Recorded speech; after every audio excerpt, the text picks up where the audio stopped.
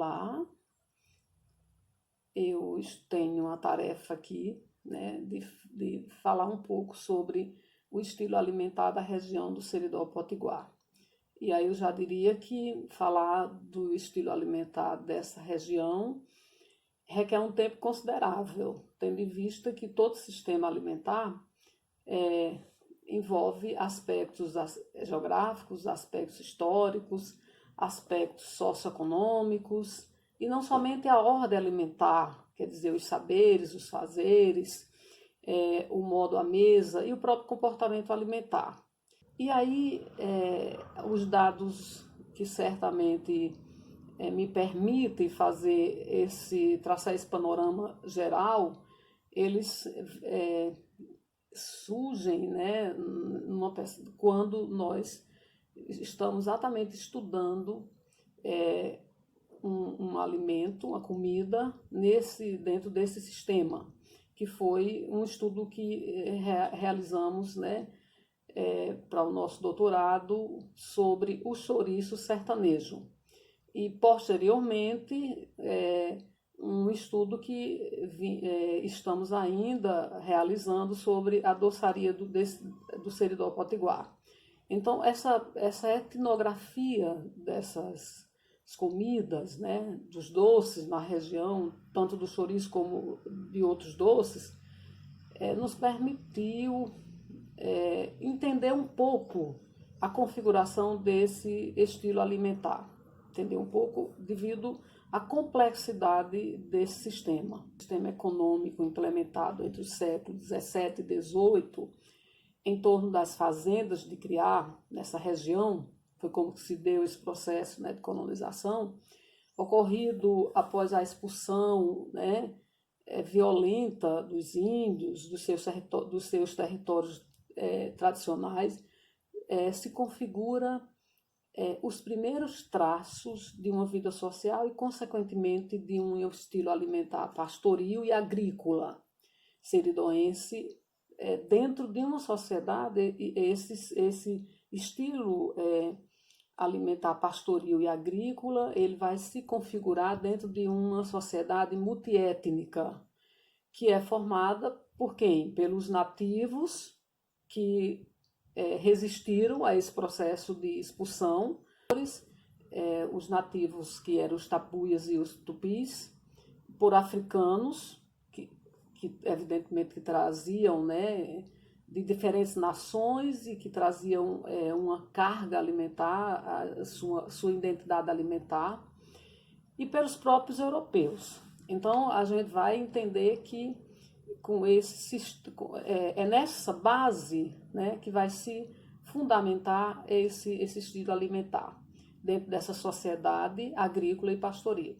Assim sendo, essas marcas alimentares dessa população estão alicerçadas, quer dizer, num tripé, que eu acho que é importante, sem querer falar aqui, né, desse modelo do triângulo culinário do Lévi-Strauss, né? Não é bem, acho coincidência que isso apareça, mas essas marcas identitárias, né, alimentares dessa população, elas estão alicerçadas exatamente nesse tripé entre carne, leites e derivados da agricultura de sustento, da agricultura de subsistência, né? Elas estão, essas marcas, elas estão nos produtos das fazendas de gado, como os queijos de manteiga de coalho, a coalhada, a carne de sol e a carne das criações, que são ovinos, caprinos e suínos, e das carnes de criações de terreiro, né, ou galinhaços, que são comidas que vão ser acompanhadas, evidentemente, de comidas como cuscuz ou pão de milho, né? Do arroz de leite ou de coco, de pirões feitos dessas carnes, de feijões, né?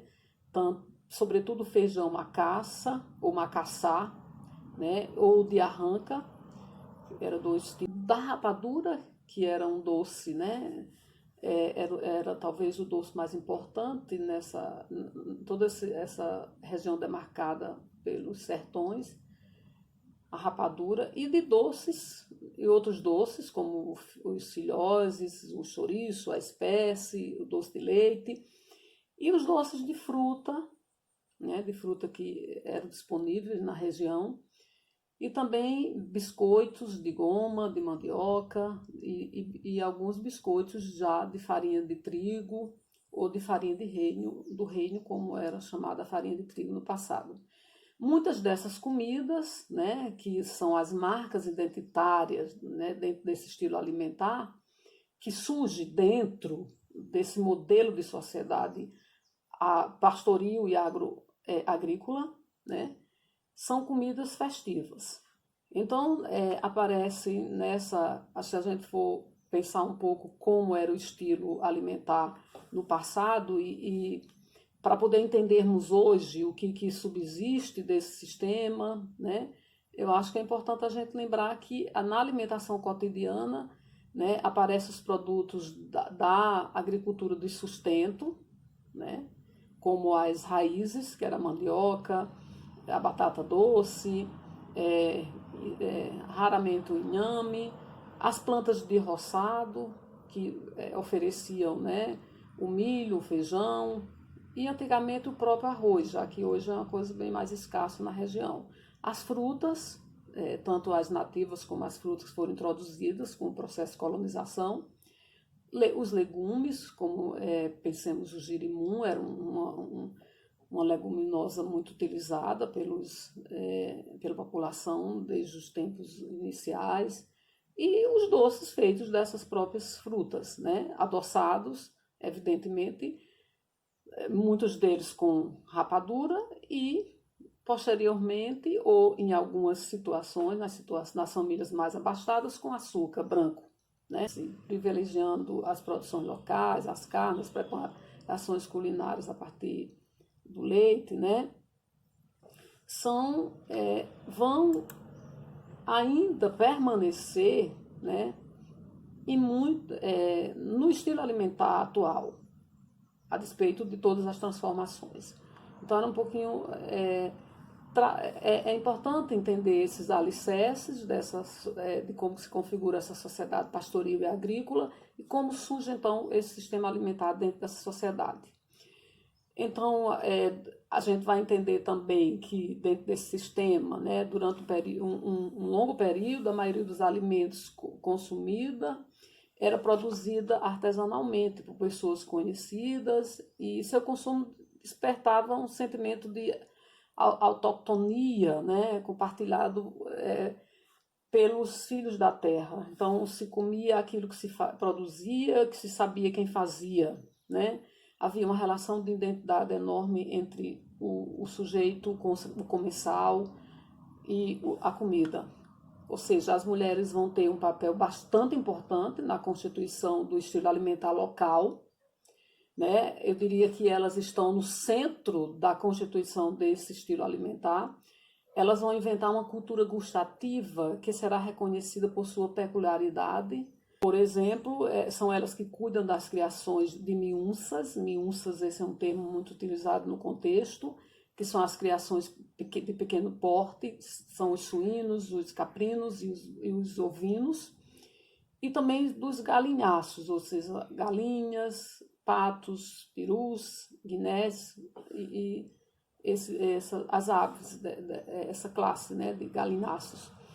Então, são elas que vão realmente tanto desenvolver o trabalho de hortas domésticas, então, que vai suprir essa mesa com legumes, com hortaliças, vão produzir também o artesanato, vão produzir, então, na cozinha, dentro dessa cozinha, desse espaço da cozinha, elas vão fabricar também produtos alimentícios que vão ser comercializados. Então, muitas mulheres produzem queijos, né, doces, vão produzir biscoitos, que algumas delas produzia para comercialização.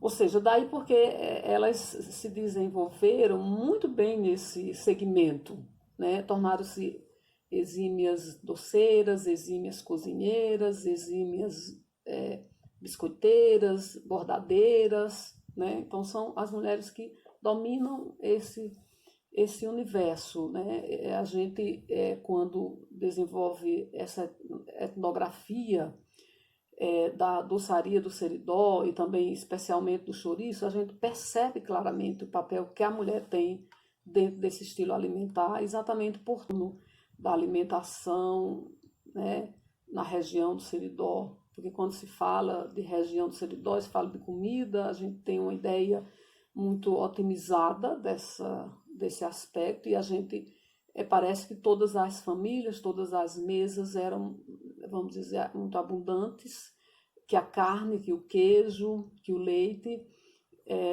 jorrava abundantemente em todas as cozinhas. E não era isso. Ou seja, a carne e o leite, eles só apareciam, ou seja, eles só vão estar em abundância nas famílias mais abastadas, ou que tinham, né, criação de gado. As famílias mais pobres, que são muitas, né, a grande maioria da população é pobre, né? Essa grande maioria, ela, vamos dizer, se consumia as carnes, ou seja, as partes menos prestigiadas, né, desse gado, do gado e dos outros animais. Os arrastos dos animais, que são as partes, as vísceras, as partes de menor valor econômico, né, as partes com osso, né, as pessoas que tinham condições também consumiam, né, algumas carnes com osso, mas ou seja, a carne maciça, a carne sem osso, a carne de primeira, ela nunca teve presente na mesa das pessoas pobres, né? Nem o queijo e nem o leite. As famílias eram enormes, tinham muitas crianças, então não tinha leite suficiente para alimentar todas elas, só quando vamos dizer, a família criava uma vaca ou coisa assim, aquele leite era destinado à alimentação da criança. Quando a família não tinha isso, mas tinha pelo menos uma criação de cabra, as crianças se alimentavam do leite de cabra. Hoje ainda também é assim, né? Quer dizer, a gente sabe que uma parcela da população é muito pobre e também não tem abundância, não vive comendo queijo, carne de sol de primeira, né, todo dia. Não tem leite suficiente para fazer arroz de leite todas as vezes que deseja, né? Ou seja, a gente precisa entender de como é que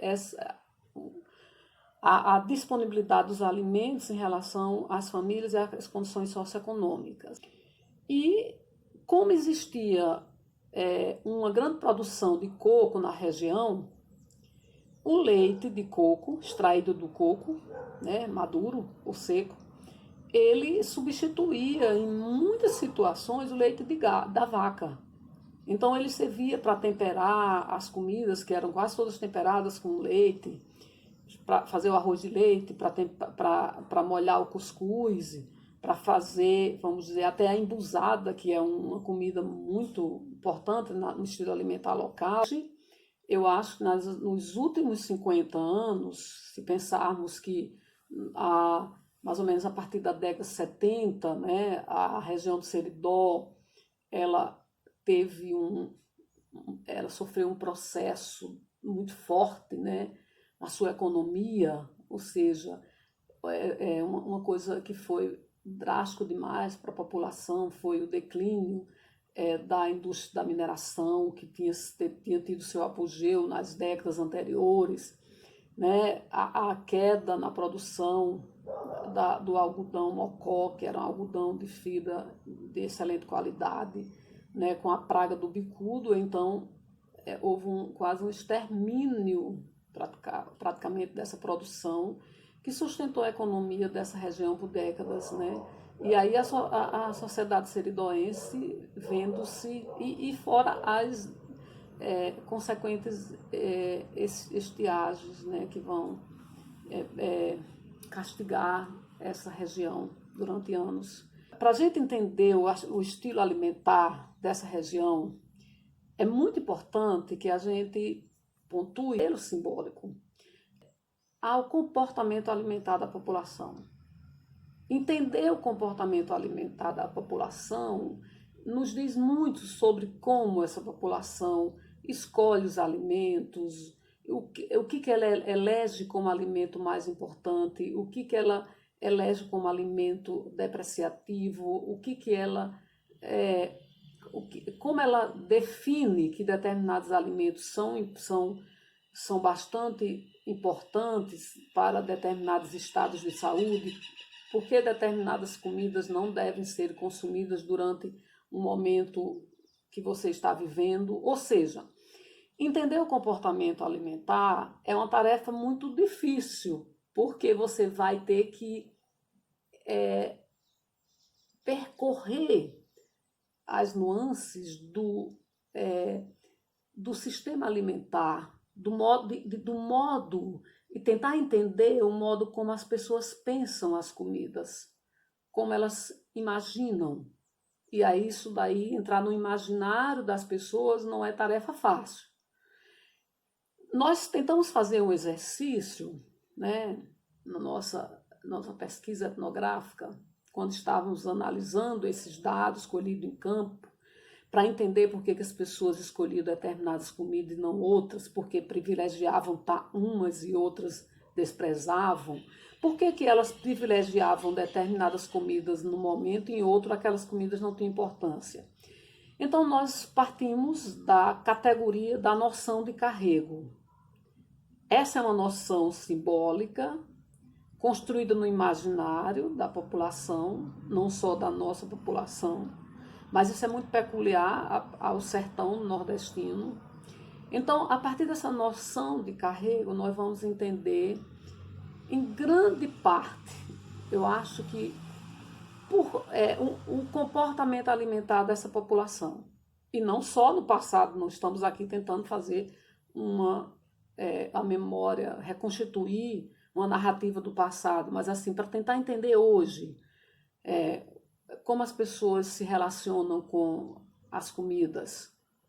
Então, entender, a partir da noção de carrego, nós podemos entender muito sobre o estilo alimentar do Seridó, certo? Então, por quê? Porque o que é essa noção? Então, por meio dessa noção, é uma noção que as pessoas... O que seria o carrego? Seria uma condição que as pessoas acreditam existir no alimento e ao incorporarem aquele carrego, aquilo, o seu organismo é alterado para o bem ou para o mal, ou para melhor ou para pior. Ou seja, então o carrego é uma noção que os indivíduos atribuem aos alimentos e que pode alterar ou não o seu estado de saúde. Então, por essa noção, os sujeitos no Seridó e outras regiões do sertão nordestino, eles vão classificar os alimentos em carregados e descarregados, em sadios e em doentios, em substanciosos ou fracos, certo? Então, aí você vai entender, é muito legal porque você vai entender por que as pessoas, por que elas otimizam tanto a carne, por que a carne é um alimento bastante apreciado pela população, que inclusive é um alimento do dia a dia, né? A carne de boi, a carne de gado, a carne bovina, é um alimento do dia a dia, é um alimento substancioso, é uma comida descarregada, que não tem carrego. Então, essa noção, ou seja, já a carne de porco é imaginada nesse sistema simbólico, no imaginário da população. Nessa carne, o porco é visto, não é como um animal impuro, como pensam os judeus e muçulmanos, mas os vestígios dessa cultura muçulmana vai estar presente e vai reconfigurar essa noção, né? Porque vão existir muitos novos cristãos, né, na região do Seridó, no período da colonização. Então, muitos de nós ainda temos essas heranças, né, judaicas.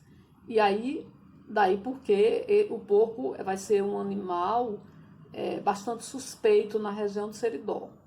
E os derivados de sua carne também, inclusive o sangue, né? Pensa aí o chouriço, que é um doce feito do sangue.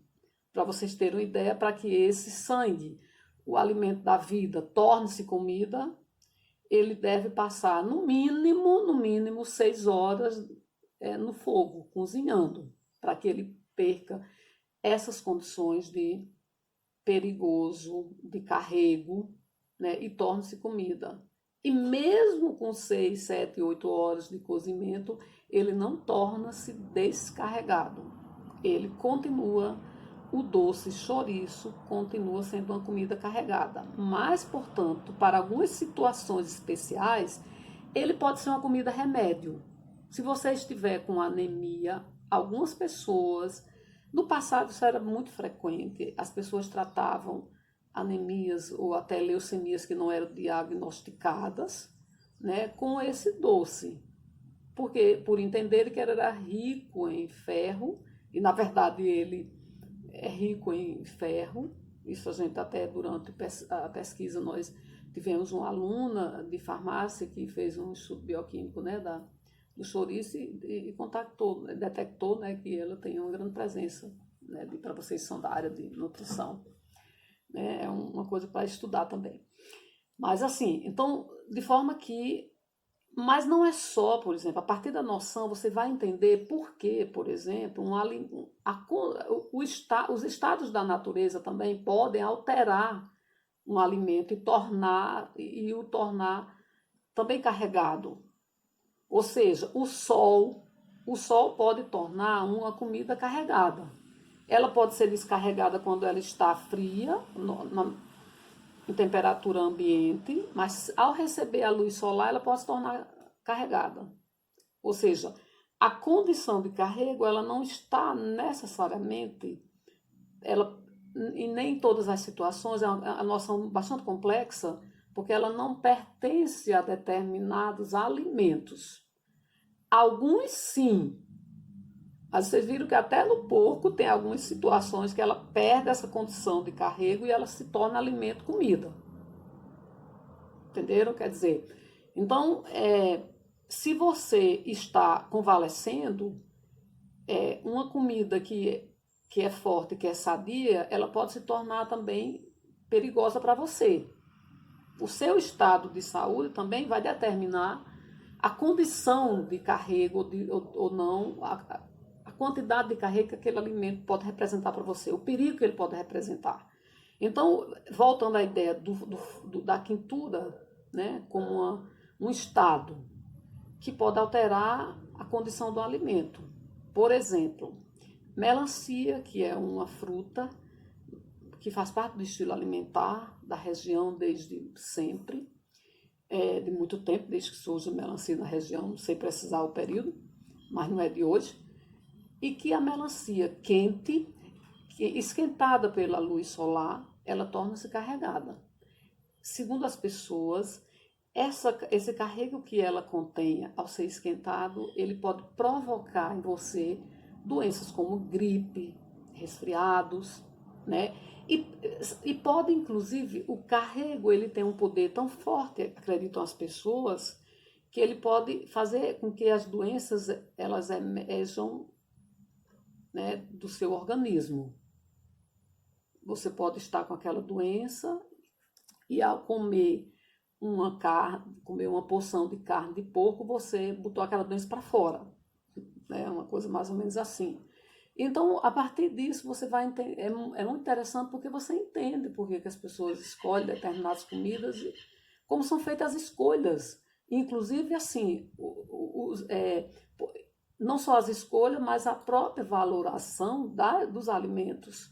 Porque a carne, ela é muito valorizada, a carne bovina, a carne, por exemplo, de caprinos, a carne ovinos, são carnes bastante apreciadas, são carnes inclusive festivas, daí porque elas são, não são, elas são carregadas em algumas situações, né? E já a carne suína, ela tem um poder, vamos dizer, ela é bem menos valorizada, o poder, ou seja, ela vale menos no mercado, exatamente pela condição de carrego que ela possui, que é atribuída a ela, certo? Então, assim, já a galinha caipira, que é por excelência, eu diria que a carne, assim, é o top, né, da carne festiva na região do Seridó, é uma carne muito valorizada, né? E aí, se a gente for pensar o que vai influenciar a definição dessa noção de carrego, nós vamos entender que existe muitas coisas, por exemplo, não só os aspectos da natureza, como eu falei, a quentura, né? Uma comida, a própria o gelo, né? Uma comida gelada também, ela pode se tornar carregada, dependendo. Você pode nem estar doente, mas o fato de você estar com alguma, acredito as pessoas, algumas não são todas, né? Mas algumas pessoas que você pode estar com doença e ao consumir uma comida muito gelada, você pode fazer aquela comida ela expandir-se, né? Com relação a os aspectos, né, que influenciam na construção dessa noção de carrego, nós vamos entender que não só, como eu disse anteriormente, os aspectos da natureza, como a quentura, a frieza, né? Por exemplo, o próprio estado de saúde da pessoa, a condição de saúde da pessoa, como você está, isso vai determinar se aquele alimento ele é potencialmente nocivo ou benéfico para você, ele é mais carregado ou menos descarregado. Também, para os alimentos de origem animal, os hábitos alimentares, as dimensões dos animais, também conta na construção dessa noção. Daí porque o porco, né, os hábitos alimentares do animal, pelo menos esses hábitos alimentares da criação mais caseira, né, a gente percebe então que são importantes a estética, a dimensão estética, né, as pessoas percebem o porco como um animal feio, sujo, nojento, cujos hábitos alimentares, né, contribui para aumentar o nível de carrego da sua carne, né? Da mesma forma que o estado de sexualidade do animal, por exemplo, um animal que não foi castrado, como por exemplo um carneiro, um bode, ele pode ter a sua carne pode ser considerada carregada. Assim como, por exemplo, no passado, as mulheres, quando elas pariam, elas tinham uma alimentação especial. Nessa alimentação, contava muito, por exemplo, o consumo de carnes, né, de doces, porque elas acreditavam que o doce fazia produzir leite, né? Daí um grande consumo de doce durante essa amamentação, e um consumo de carne, sobretudo de galinháceos, ou seja, as mulheres faziam aquelas criações e aí para comer durante os resguardos, né, durante o período que elas estavam paridas. E uma carne que era muito apreciada era a carne do frango que era castrado, que se chamava frango capão. Há algumas pessoas que ainda praticam isso na região.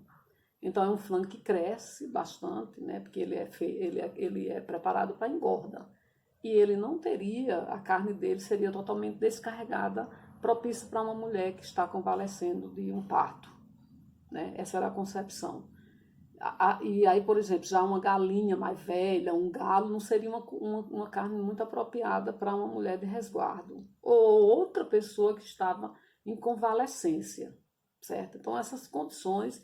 E aí a gente vai perceber que os discursos dietéticos, né, nessas últimas décadas, a meu ver, tem tido um papel muito importante nessa reconstituição, nessa dinâmica, porque essa é uma noção dinâmica, não é uma noção estática, é uma noção que se refaz constantemente. Comidas que muita gente, hoje as pessoas, é comum a gente escutar pessoas assim discutindo, mas isso aí não é mais carregado, antigamente o povo dizia que isso era carregado, mas hoje não é mais. Então assim, por quê? Porque as pessoas vão se autoavaliando, elas vão questionando o seu modo de pensar, de olhar, de ver o mundo, né, de como elas compreendem as coisas, e aí quando elas refletem sobre as noções que elas construíram, que elas receberam, então elas passam a ter uma outra visão sobre aquilo, né?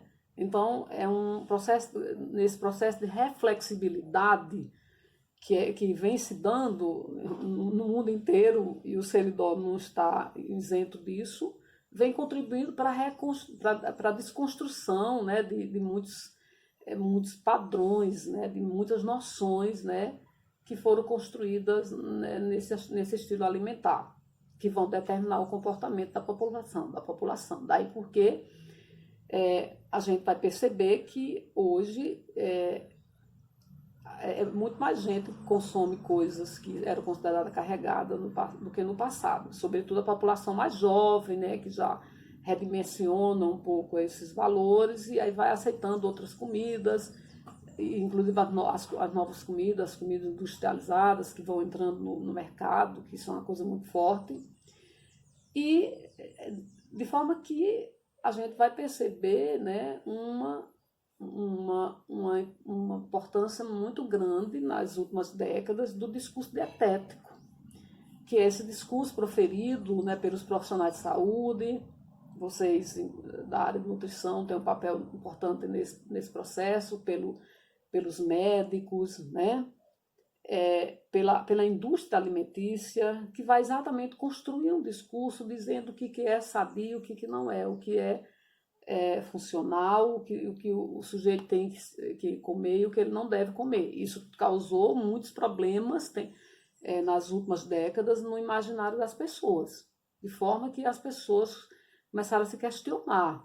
E aí, eu não posso mais comer isso? O doutor falou que eu não posso comer rapadura, ou eu não posso comer doce, mas eu posso comer uma rapadura, quer dizer, porque rapadura é natural, entendeu? Quer dizer, e aí existe, ou seja, muita gente deixou de comer o doce, que assume um papel muito central na alimentação do sertão, e nesse estilo alimentar do Seridó, vai realmente ser repensado nessa organização alimentar das famílias, né? Então, hoje a gente percebe que muita gente deixou de comer, mas aí existem os artifícios, né, os subterfúgios que as pessoas criam para burlar as regras, né, as regras sociais, inclusive as regras médicas, né, dos nutricionistas, e aí as pessoas provam as comidas, né, então a prova, essa é uma outra noção bastante interessante para a gente entender comportamento alimentar na região. Então, através da prova, as pessoas se permitem comer aquilo que é proibido, né? Então, porque a noção de carrega, ela vai nos dizer quais são os alimentos que são proibidos, né? Então, por meio da prova, você diz, não, eu não estou comendo, eu estou provando. Eu via pessoas comendo chouriço, eu via comendo doce de leite, pessoas diabéticas, eu não posso comer isso. Não, eu vou só provar. Mas a prova, a ideia que nós temos de prova é uma pontinha de uma colher. Mas para muita gente, na região, prova é uma quantidade significativa, certo? Então, acho que, finalizando, eu diria que a gente está diante de um estilo alimentar ainda fortemente marcado, né, por um modelo de organização social pastoril e agrícola. Nós ainda temos muito forte o apreço por comidas derivadas, né, da pecuária e também ainda muitos alimentos do que era a agricultura de subsistência, que hoje grande parte desses produtos já são industrializados e trazidos de fora para lá, né? E a introdução de muitas outras comidas, né? Então, a gente um estilo alimentar que se transformou radicalmente nessas últimas décadas.